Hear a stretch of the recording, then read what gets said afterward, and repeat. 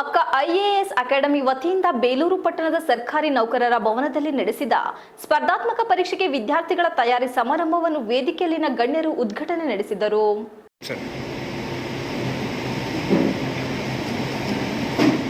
ಬೇಲೂರು ಪಟ್ಟಣದಲ್ಲಿ ಇದೇ ಪ್ರಥಮ ಬಾರಿಗೆ ಬೆಂಗಳೂರಿನ ಅಕ್ಕ ಐಎಎಸ್ ಅಕಾಡೆಮಿ ಮತ್ತು Belur excellent academy of education ಇವರ ಸಂಯುಕ್ತಾಶ್ರಯದಲ್ಲಿ ಎಸ್ಎಸ್ಎಲ್ಸಿ ಮತ್ತು ಪಿಯುಸಿ ವಿದ್ಯಾರ್ಥಿಗಳಿಗೆ ಉನ್ನತ ವ್ಯಾಸಂಗಕ್ಕೆ ಅನುಕೂಲವಾದ ಸ್ಪರ್ಧಾತ್ಮಕ ಪರೀಕ್ಷೆ ಹೇಗೆ ತಯಾರಿ ಎಂಬ ಕಾರ್ಯಾಗಾರವನ್ನು ಪಟ್ಟಣದ ಸರ್ಕಾರಿ ನೌಕರರ ಭವನದಲ್ಲಿ ಹಮ್ಮಿಕೊಳ್ಳಲಾಗಿತ್ತು. ಸಮಾರಂಭದ ಉದ್ಘಾಟನೆಯನ್ನು ಕ್ಷೇತ್ರದ ಶಿಕ್ಷಣಾಧಿಕಾರಿ ಕೆಪಿ ನಾರಾಯಣ್ ಮತ್ತು ಸ್ಪರ್ಧಾತ್ಮಕ ಪರೀಕ್ಷೆ ತಯಾರಿ ಬಗ್ಗೆ ಬೆಂಗಳೂರಿನ ಅಕ್ಕ ಐಎಎಸ್ ತರಬೇತಿದಾರರಾದ ಡಾಕ್ಟರ್ ಶಿವಕುಮಾರ್ ಮತ್ತು ಸಂಪನ್ಮೂಲ ವ್ಯಕ್ತಿ ಧನಂಜಯ ರಾಮಚಂದ್ರ ವಿದ್ಯಾರ್ಥಿಗಳಿಗೆ ಮಾಹಿತಿ ನೀಡಿದರು.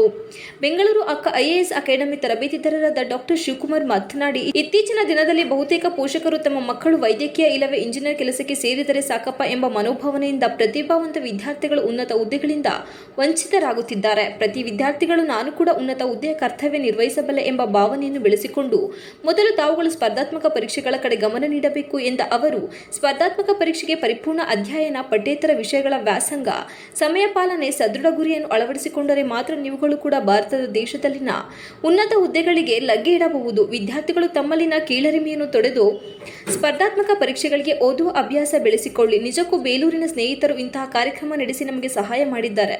ಅಂತಹ ಅವಕಾಶವನ್ನು ಸದ್ಬಳಕೆ ಮಾಡಿಕೊಳ್ಳಬೇಕು ಎಂದು ಕರೆ ನೀಡಿದರು.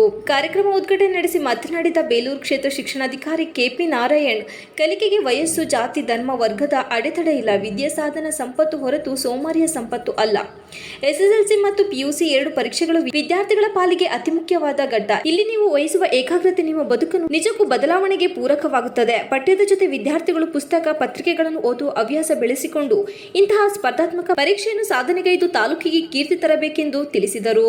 ಈ ಸಂದರ್ಭದಲ್ಲಿ Belur excellent academy of education ಅಧ್ಯಕ್ಷ ಹರೀಶ್, ಕ್ಷೇತ್ರ ಸಮನ್ವಯ ಅಧಿಕಾರಿ ಶಿವಮರಿಯಪ್ಪ, ಸಾಮಾಜಿಕ ಹೋರಾಟಗಾರ ಶಶಿಧರ್ ಮೌರ್ಯ, ಸಮಾಜ ಕಲ್ಯಾಣ ಇಲಾಖೆ ಸಹಾಯಕ ನಿರ್ದೇಶಕ ರಮೇಶ್, ಬೆಂಗಳೂರು ಅಕ್ಕ ಐಎಎಸ್ ಸಂಸ್ಥೆಯ ಸಂಪನ್ಮೂಲ ವ್ಯಕ್ತಿ ಧನಂಜಯ ರಾಮಚಂದ್ರ, ಗಾಯಕ ಚಂದನ್ ಕುಮಾರ್ ಸೇರಿದಂತೆ ಇನ್ನು ಮುಂತಾದವರು ಹಾಗೂ 200ಕ್ಕೂ ಹೆಚ್ಚಿನ ವಿದ್ಯಾರ್ಥಿಗಳು ಹಾಜರಿದ್ದರು. ಓದಲ್ಲ, ಕೆಲವರು ಎರಡೂ ಮಾಡ್ತಾರೆ. ಅದಕ್ಕೆ ನಾನು ಒಂದು ನಿಮಗೆ ಟೈಮನ್ನು ಹೆಂಗೆ ನೀವು ಬಳಸ್ಕೋಬೇಕು, ಹೆಂಗೆ ಬಳಸಿದ್ರೆ ಒಳ್ಳೆಯದು ಅಂತ ಹೇಳ್ತೀನಿ. ನೀವು ಅದನ್ನು ಕರೆಕ್ಟಾಗಿ ಫಾಲೋ ಮಾಡಬೇಕು.